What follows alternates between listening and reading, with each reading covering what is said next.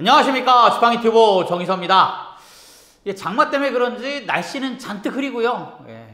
저 그 러브버그인가요? 저 벌레 2주면 없어진다 그러더니 아직도 안 없어지고 저렇게 창문에 다닥다닥 붙어 있습니다. 저 빨리 없어져야 되는데 없어지지는 않고 저렇게 왔다 갔다 하네요. 그래서 그런지 기운은 더 훅 꺼집니다. 텐션이 안 나요. 오늘은 이제 기타 전출금 이야기를 좀 해보도록 하겠습니다. 자주 하던 이야기인데 자꾸 이제 미진해서 그래요. 그래서 자꾸 이제 또 하게 되고 하는데 오늘 어쨌든 이 기타 전출금 이야기를 한번 해보도록 하겠습니다. 자, 기타 전출금 다들 아시죠? 뭔지. 장기환 기간에 어떻게 보면 운용의 목적이 되겠죠. 뭐가? 이 기타 전출금이. 왜? 이익이니까. 이익을 내기 위해서.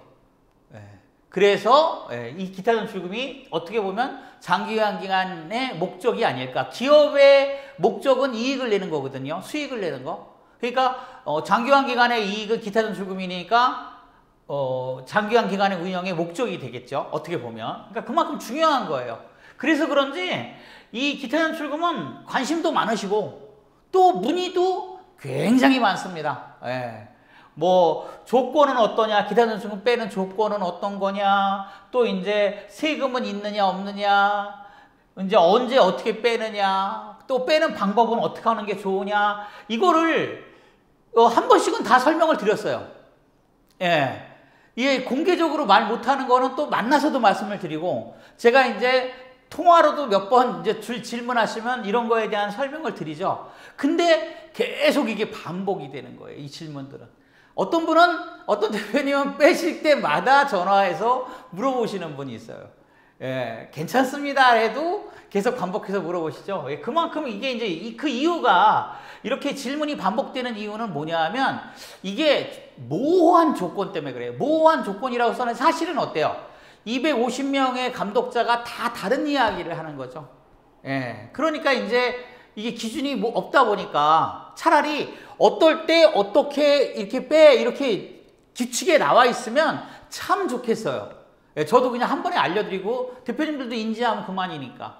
근데 그렇지가 않거든요. 또 이제 장기환 기간의 형편상 예전에 항상 말씀드리지만 10명 기관과 100명 기관이 틀리잖아요. 그러다 보니까 이게 이제 기준을 세울 수도 없는 이유도 있는 것 같습니다. 어떻게 보면. 그러니까 이러한 모호한 점 때문에 질문이 계속 반복됩니다. 이 기타 전출금은. 중요하긴 한데 어떻게 해야 되는지는 모르겠고, 또 그런 명확한 기준도 없다 보니까 이게 반복이 되는 거예요. 그러니까 기타 전출금에 대해서 제가 한번 이제 말씀을 드리면, 처음에 이게 시작된 거는 2018년 장기환 기간 재무회계 규칙이 만들어질 때부터예요. 사회복지법인 및 사회복지별 재무회계 규칙도 개정이 되고, 그리고 장기환 기간 재무회계 규칙도 만들어지고, 이러면서 어때요? 2018년 3월쯤에 이 얘기가 나왔어요.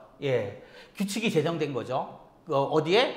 기타 전출금에 대해서 이제 그 별표에 세출 관항목으로 지정이 딱 된 거예요. 그러니까 이때부터 이제 기타 전출금이 뭐야? 대부분 다 이익이죠, 이게.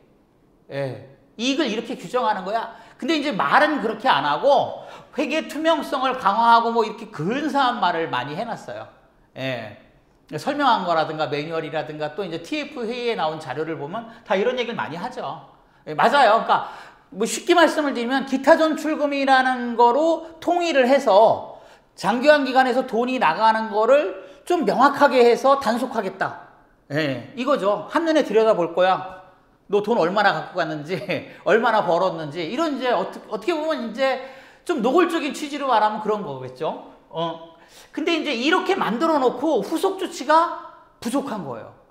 이거에 대해서 세부 기준을 하나씩 이렇게 좀 만들어 가고 관심을 갖고 들여다보고 이걸 다듬고 해야 되는데 그렇게 못한 거죠. 후속 조치가 없는 거예요. 이 부분에 대해서.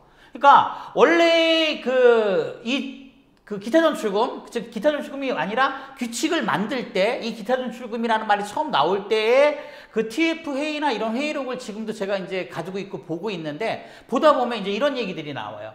재무회계를 해야 된다. 근데 이 재무회계 당연히 지금 다 하고 있죠. 그러니까 의미가 없는 얘기고. 근데 이때는 없었으니까 재무회계가. 그러니까 재무회계를 해야 된다. 인건비 지출 비율을 맞춰야 된다.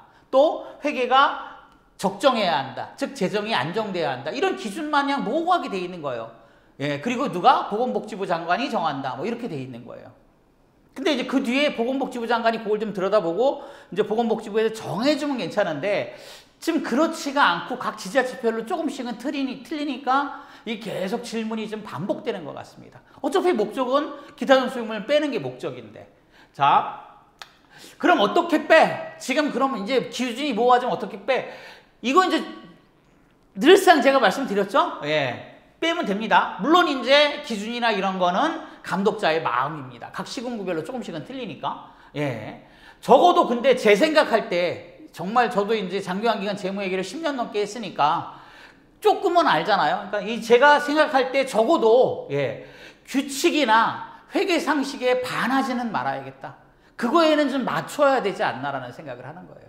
그래서 이 부분에 대한 걸 자꾸 말씀을 드리는 겁니다. 적어도 규칙과 회계 상식에 부합하게 기타 전출금을 빼야 한다. 이게 이제 제 생각입니다.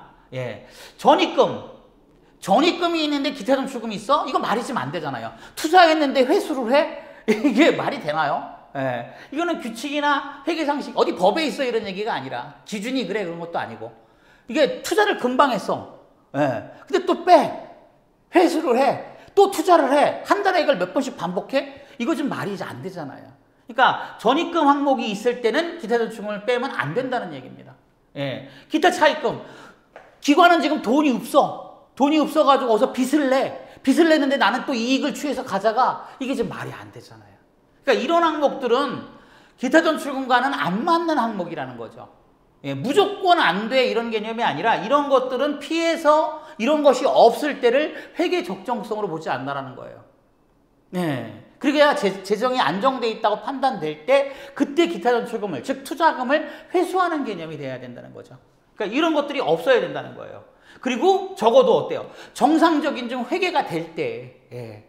회계라는 걸 좀 할 수 있을 때 이게 지금 보면 장기간 기간은 대다수가 이제 당문요양 기준으로 30인 미만이 많죠. 60% 이상인가 그렇죠?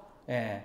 또 이제 요양원이나 이제 주간보호나 이런 것도 보면 어때요? 굉장히 영세한 데가 아직은 많습니다. 전체 장기간 기간 3만 개를 통틀어 보면 거의 60% 이상은 다 영세하다고 봐야 되거든요. 그런 기관들은 아직 어때요? 정상적인 회계를 하기에는 자금의 흐름이 그렇게 원활하지가 않습니다. 예. 그러니까 이런 기관들을 고려해야 된다고 말씀을 드리는 거죠. 그리고 제가 이제 항상 말씀드리지만 무엇보다도 기타 전출금 역시 어때요? 돈이잖아요. 예, 돈을 뽑으려면 중요한 건 뽑을 돈이 있어야 된다는 거예요. 예, 이거는. 즉 가져갈 돈이 있어야 기타 전출금을 뽑는 거지. 차입금 집어넣고 이걸 뽑는다는 건 말이 안 되는 얘기고요. 그러니까 이런 것들 그래서 빨리 어때요? 영업에 좀 더 치중하시는 게 좋다고 제가 항상 말씀을 드리는 거고 영세성을 벗어났을 때 그때 어때요? 정말 장기간 기간을 운영하는 그런 맛이 나더라. 이런 말씀을 좀 드리고 싶은 겁니다.